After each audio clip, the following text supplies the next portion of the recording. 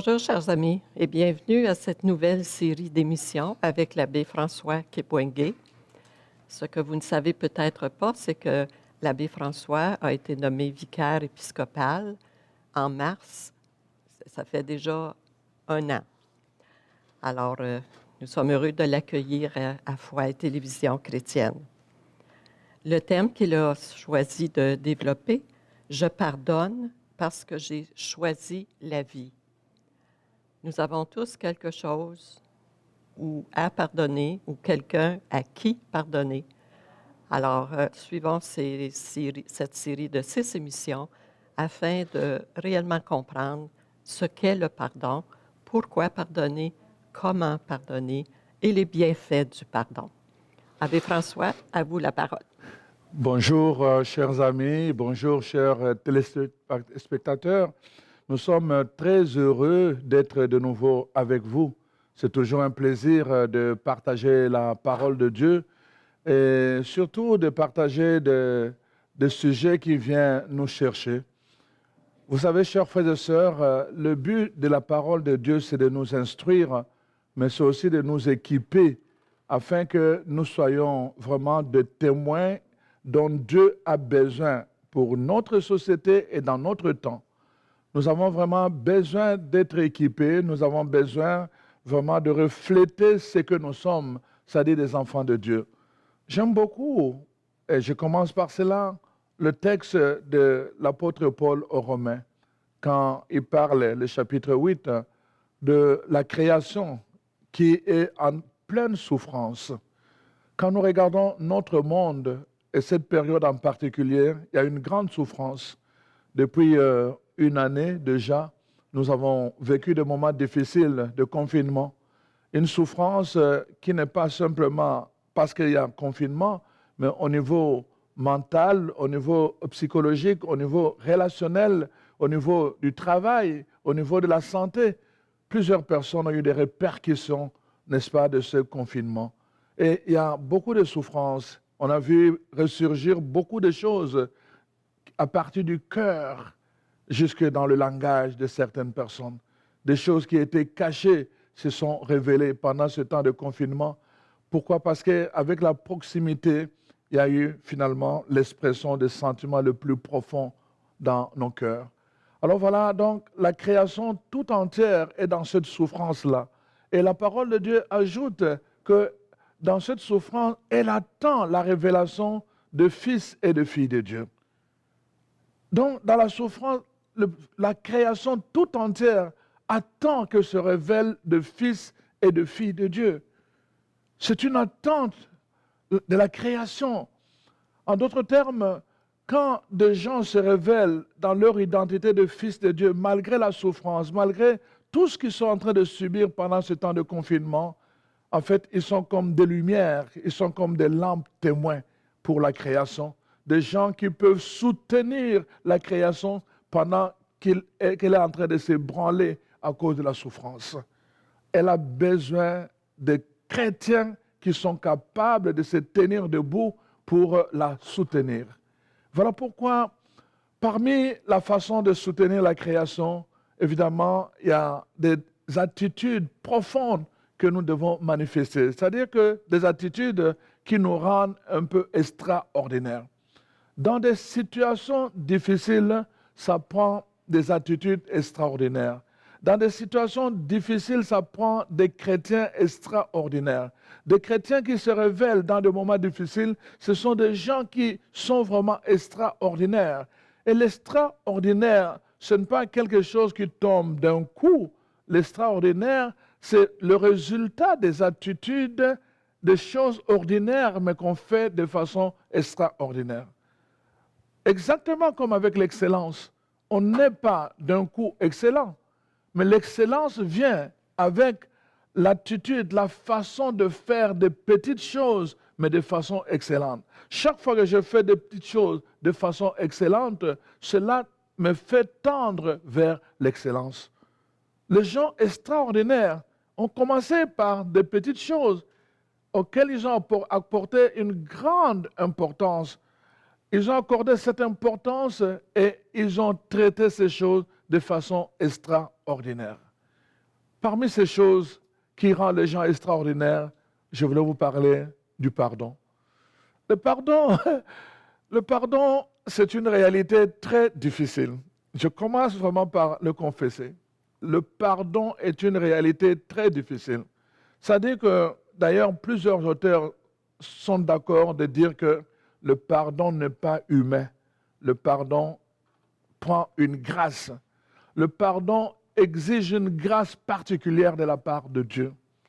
C'est de ce pardon dont je voulais vous parler. Un pardon qui concerne le Fils et les filles de Dieu qui veulent se révéler pour soutenir la création qui est en pleine souffrance. Le pardon. J'étais surpris par... en même temps aussi, j'ai beaucoup ri parce qu'il y avait un journaliste, je pense, un dessinateur dans un journal, sûrement Le Droit, et qui a fait une mise en scène. Ça m'a fait beaucoup rire. Il projetait après la pandémie. Il dit voilà ce qui va arriver après la pandémie. Avant la pandémie, évidemment, les gens étaient confinés et après la pandémie, il met une file de gens d'attente, en attente, n'est-ce pas? Avant la pandémie, c'était dans le magasin où les gens étaient en attente. Mais après la pandémie, il dit ça sera devant le tribunal où les gens seront en attente. Pourquoi? Parce que d'après cet auteur, il dit il y aura beaucoup de divorces. Les gens seront en attente de divorce devant le tribunal après la pandémie. Et l'auteur, le dessinateur explique, il dit, évidemment parce que avant les gens étaient habitués, l'homme allait au travail, la femme restait à la maison, ou la femme allait au travail, l'homme allait au travail, ils revenaient simplement pour un moment, ils se retrouvaient ensemble. Mais là, avec le confinement, ils sont obligés de passer 24 heures sur 24 ensemble. Et donc, cette proximité crée des tensions, des frictions et des problèmes de caractère, de personnalité, de sorte que après le temps de confinement, sûrement. Donc ça, c'est sa prophétie. Mais nous ne sommes pas dans cette prophétie. Je dis simplement, voilà comment les gens du monde pensent qu'après le confinement, les gens vont se mettre vraiment en ligne d'attente pour le divorce. Pourquoi? Parce qu'ils ne pourront pas se pardonner. Mais moi, je parle des chrétiens et je parle aux chrétiens, des gens qui veulent se distinguer comme des fils et des filles de Dieu en ce temps-ci. Je commence par vous dire, chers frères et sœurs, le pardon est très difficile. Je l'ai vécu et j'espère pouvoir avoir l'occasion de partager cette expérience. Le pardon est très difficile. Il faut qu'on s'en rende compte. Et je bénis toutes ces personnes qui ont eu le courage de pardonner et qui surtout ont fait le choix de pardonner. Voilà pourquoi on a proposé ce thème « Je pardonne parce que j'ai choisi la vie ». En fait, si nous regardons toute notre vie, ce qui se passe, c'est tout le temps, dès que nous nous levons le matin, nous avons toujours à faire le choix. Comme dit la parole de Dieu de Deutéronome 30, « Je mets devant toi la vie et la mort, le bonheur et le malheur, la bénédiction et la malédiction, choisis. » Et tous les jours, nous devons choisir. Chaque matin, nous devons choisir. Tout au long de la journée, nous devons choisir. Tout le temps. Et chaque choix que nous faisons, ce soit pour la vie ou pour la mort. Dans tous les aspects de notre vie, nous choisissons toujours. Et la vie elle-même, c'est une école où nous devons apprendre. C'est pour cela que Dieu nous a placés avec des gens que nous ne choisissons pas. Nous n'avons pas choisi notre père, notre mère, nous n'avons pas choisi nos frères et sœurs. Nous pouvons choisir des amis, nous pouvons choisir notre époux, notre épouse, mais nous n'aurons pas toujours à choisir nos voisins, nous n'aurons pas toujours à choisir tous les gens qui viennent dans notre communauté. Il y a des gens qui nous sont imposés et Dieu veut qu'à travers ces gens-là, nous puissions apprendre. La vie est une école. Dieu veut former de fils et de filles de Dieu, c'est-à-dire de fils et de filles du royaume. Il veut que les gens qui vont partager la vie du royaume de Dieu puissent être façonnés, qu'ils puissent être vraiment en quelque sorte rabotés dans leur caractère pour que quand ils vont vivre l'éternité de la vie du royaume, qu'ils puissent le vivre, n'est-ce pas, dans la paix, dans l'harmonie, selon le principe même du royaume de Dieu. le pardon, non seulement c'est une grâce que Dieu nous fait, mais Dieu en a fait aussi une ordonnance à cause de cela. Parce que nous sommes appelés à vivre ensemble, parce que nous sommes appelés à vivre éternellement ensemble dans le royaume. Voilà pourquoi l'évidence du pardon, c'est une exigence que Dieu impose à tous ses amis. L'école de vie, la vie c'est une école, nous devons apprendre. Et chaque fois je dis dans une école, c'est très important, nous apprenons plus de nos erreurs que de nos réussites. En tout cas, moi, je me rappelle beaucoup plus de choses que je n'ai pas bien fait, des erreurs que j'ai commises, des remarques qu'on m'a faites dans la vie. Ce sont des choses que j'ai beaucoup plus retenues que les choses que j'avais réussies. Alors, donc, on apprend plus de ces erreurs-là. Et dans la vie relationnelle, je le dis tout le temps, dans la vie relationnelle, quand j'étais à la paroisse, dans une des paroisses, alors il y avait l'école primaire de l'époque, là où j'étais, avait organisé une soirée de danse carrée. Alors, moi, je ne savais pas danser, je ne savais même pas la danse carrée, c'était quoi. Alors, ils m'ont invité, ils disent, voilà, monsieur le curé, vous devez venir, vous êtes notre invité. Et je suis allé donc à cette soirée-là. Et là, on avait invité vraiment un chanteur là qui anime et qui l'animait très, très bien. Et là, les élèves sont venus me chercher et ils devaient m'apprendre la danse carrée. On se tenait la main dans la main, comme ça, croisée. Alors, vous dansez, vous dansez. Mais qu'est-ce que j'avais remarqué dans cette danse? C'est que, à force de tourner et tout le reste, dans la plupart des cas, vous vous cognez. Vous allez cogner les deux personnes qui sont à côté de vous en train de danser aussi, non pas parce que vous le voulez, mais parce que l'environnement le permet. En tournant, vous cognez quelqu'un. Et la seule chose qu'on faisait, c'est sourire. On se regarde, on sourit, l'autre sourit, et puis on continue la danse. La vie, c'est comme ça. À tout moment, c'est une danse, mais dans cette danse, on peut arriver à cogner d'autres personnes. Il y a deux attitudes. Soit on sourit à la personne et la personne sourit, soit on sourit à la personne et la personne boude. Donc il y a deux attitudes. On peut sourire, prendre les choses avec humour et sourire à la vie, ou encore on peut bouder parce que quelqu'un m'a cogné ou parce que quelqu'un m'a fait mal. Voyez-vous, chers frères et sœurs, et c'est arrivé, je me rappelle à cette danse carrée, que quelqu'un a marché, mais sur quelqu'un d'autre, sur le pied de l'autre. Il a eu mal, mais dans l'esprit de la danse, il a souri. C'est à la fin qu'il a dit qu'il a eu mal. On peut faire mal, c'est vrai. On peut avoir mal aussi, c'est vrai. Mais ce dont je parle, c'est par rapport à l'attitude du cœur et l'attitude de notre cœur. Comment nous réagissons quand on nous a fait mal ou quand nous avons eu mal dans le rythme de notre danse, la danse de la vie, la danse de la société, la danse du mariage, la danse de la famille.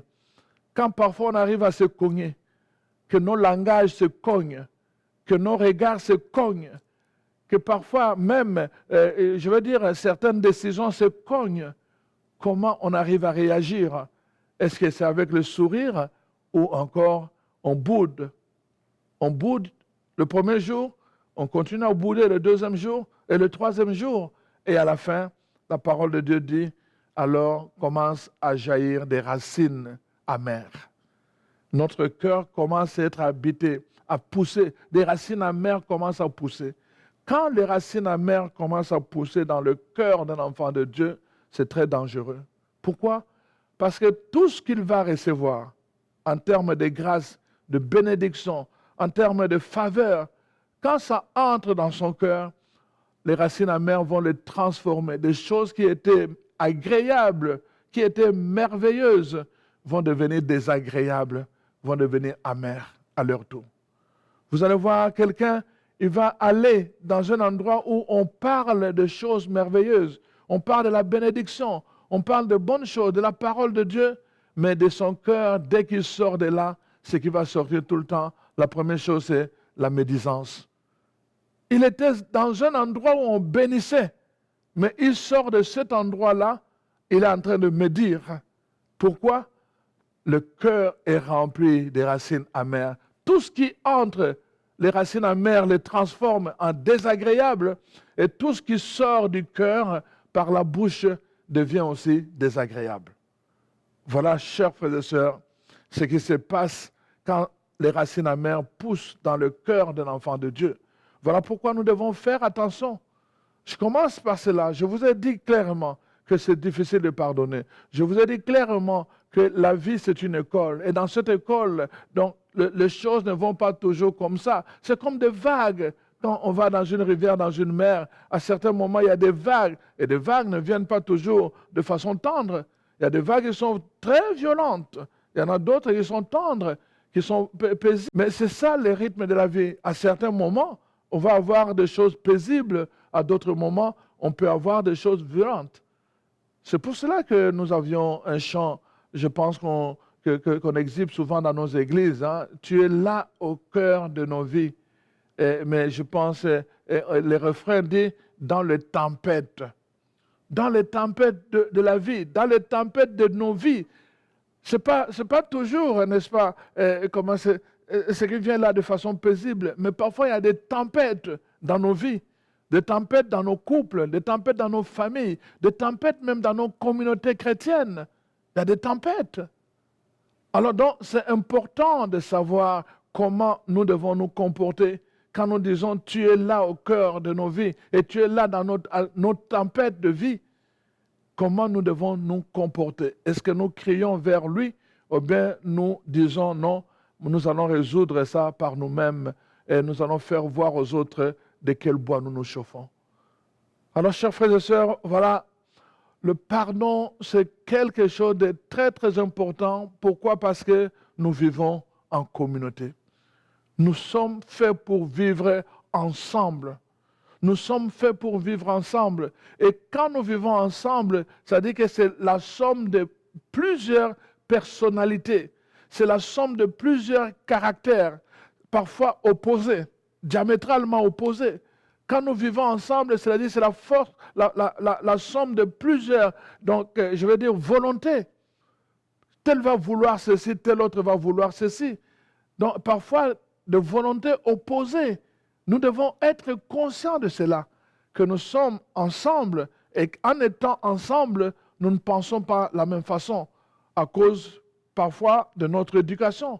Nous n'avons pas eu la même éducation familiale, même si nous avons eu la même éducation au niveau de l'école. Même encore au niveau de l'école, nous n'avons pas la même éducation. Mais tout cela contribue, n'est-ce pas, à façonner l'être humain, à façonner les caractères, les expériences antérieures. Nous devons comprendre aussi, quand nous vivons ensemble, que certaines personnes, leurs expériences commencent déjà dès le sein maternel.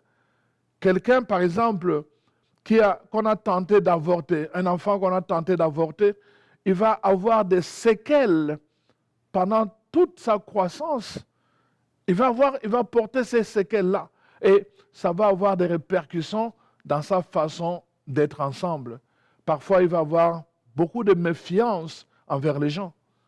Donc, on doit tenir compte de ces éléments-là qui façonnent la personnalité de quelqu'un. Un enfant qui a été battu depuis son enfance, cet enfant-là va avoir des répercussions. Parfois, il va développer une peur, mais à son tour, il peut aussi développer une violence. C'est-à-dire que dire, moi, je vais me venger. Donc, envers tout le monde, envers les innocents, des personnes qui n'ont rien fait. Donc, parfois, il va se venger. La société va devenir, n'est-ce pas, va payer le frais de ce qu'il a subi dans son enfance. C'est très, très important que nous soyons, dès le départ, conscients de cela. Donc, les gens que nous allons rencontrer dans notre environnement, les gens avec qui nous sommes appelés à vivre ensemble, viennent de tout cela. Leur personnalité, leur histoire, leur expérience antérieure ont façonné tout leur être. Et alors, nous sommes appelés à vivre avec eux. Et à cause de cela, justement, il y a des problèmes de personnalité, des problèmes de conflits, n'est-ce pas, des problèmes de blessures. Il y a des problèmes de vie à cause de différentes personnalités, différentes personnes, des expériences antérieures, de tout ce qui nous a habité et tout ce qui nous a façonné. Alors, chers frères et sœurs, je vous parle de ces choses-là parce que nous devons comprendre pourquoi Dieu ordonne le pardon, pourquoi il en fait une ordonnance. Donc, je vais commencer par cela.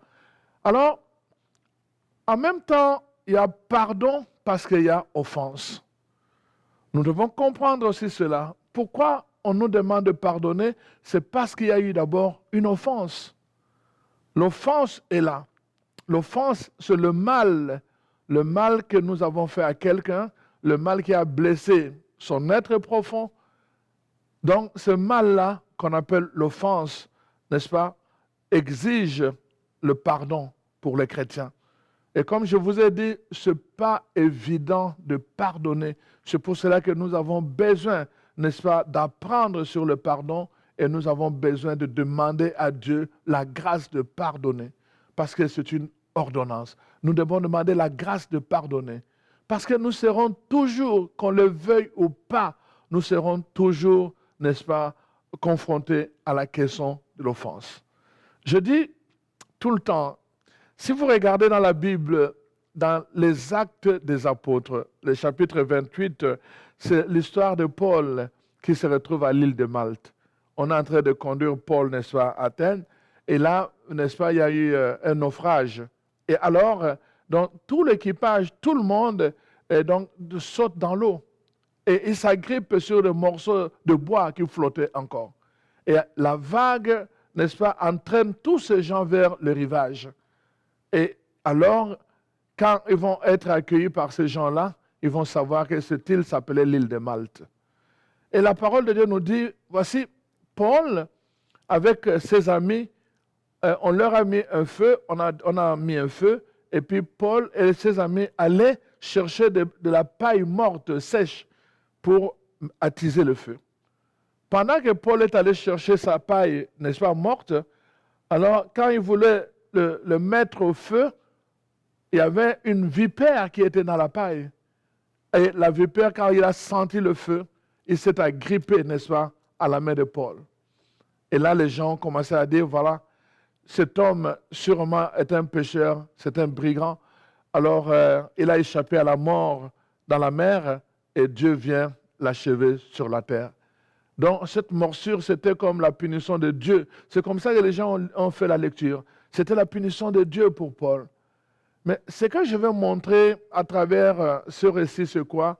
Par rapport au pardon, je vais montrer ceci, c'est que quand Paul, lui, allait chercher la paille, il n'allait pas chercher la vipère. Intentionnellement, il faisait une bonne chose. Il est allé chercher la paille morte pour le mettre au feu, pour attiser le feu. Mais en amenant la paille morte, la vipère était là-dedans. La vipère, parce que moi, j'ai déjà vu les gens mourir de la morsure de vipère. 5 minutes, je pense, je suis généreux. 5 minutes. Quand la vipère te mord, une vipère te mord, 5 minutes, je suis généreux.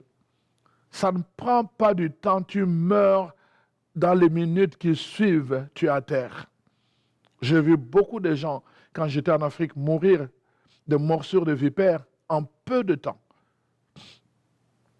Alors donc, Paul est allé chercher de la paille, mais il se retrouve avec une vipère dans sa main. Et la vipère, en injectant le venin, qu'est-ce qui vise? La mort. Ce que je veux montrer, c'est quoi? Parfois, c'est dans de bonnes actions. Tu fais quelque chose de bien. Tu vas aider quelqu'un. Tu vas conseiller quelqu'un. Tu vas accompagner quelqu'un. Tu veux faire quelque chose de bien, comme Paul. Lui voulait la paille. Mais dans l'acte que tu poses, la vipère est là. Quelque chose va te mordre. Quelque chose va te blesser. Une parole, la personne même. Donc la chose que tu es en train de chercher pour aider, pour faire, ton intention est bonne. Mais à travers ta bonne intention, parfois tu te retrouves blessé. Il y a quelque chose en toi qui va mourir à cause du venin du serpent. Le venin vise à mourir. L'amour peut mourir en toi. La générosité peut mourir. La confiance peut mourir à cause simplement de la bonne intention que tu as eue, mais à travers la bonne intention, il y avait une vipère dedans.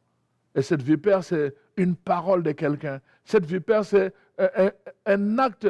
Cette vipère, c'est une trahison de quelqu'un qui va venir te blesser et parfois faire mourir en toi quelque chose de profond. Ce que je suis en train de vous dire, chers frères et sœurs, là où vous êtes, c'est que parfois, on ne recherche pas nécessairement l'offense. On ne va pas nécessairement pour aller chercher à être offensé. L'offense peut arriver même à travers de bonnes intentions. Même à travers de bonnes intentions. Comme Paul, il va chercher la paille, mais à travers cette bonne intention, il y a le venin de vipère. Et dans la vie de tous les jours, parfois c'est cela. Tu vas aller pour faire quelque chose, pour aider, mais derrière ces gestes, hein, qui n'a jamais entendu, oh voilà, quelqu'un faisait l'autoroute, l'autostop, et tu l'embarques, et puis en chemin, il te dit, bon voilà, il sort un revolver. Toi, tu as fait un bon geste, simplement pour aider quelqu'un qui avait besoin, n'est-ce pas, d'un lift. Mais voilà que à la fin, il sort un revolver et ça se retourne contre toi. Tu avais une bonne intention, mais à travers cette bonne intention, il y a une vipère. Le pardon, c'est un domaine très, très délicat, très difficile, et ceux qui réussissent, on les appelle les chrétiens extraordinaires. Parce que c'est un domaine très, très délicat. Plusieurs personnes, vous allez le voir au niveau de la piété, très, très engagées. Au niveau de la foi, très engagés. Ils sont toujours en train de prier Dieu, en train de servir à l'autel, en train de faire ceci. Quand arrive le moment de pardonner, vous ne le reconnaissez plus. Vous ne le reconnaissez plus. Ils vont te dire facilement, oui, non, je vais pardonner à tout le monde, mais celui-là, en tout cas, pas question. Si tu continues à me parler de pardonner, en tout cas, même avec toi, moi, je ne veux plus parler. Ils vont te le dire clairement. Donc, on est prêt à faire tout, mais le domaine du pardon, là, n'en parle pas. Parce que ça, on ne va pas bouger. C'est un domaine très difficile pour plusieurs chrétiens, chrétiennes. Mais c'est en même temps le domaine où Dieu a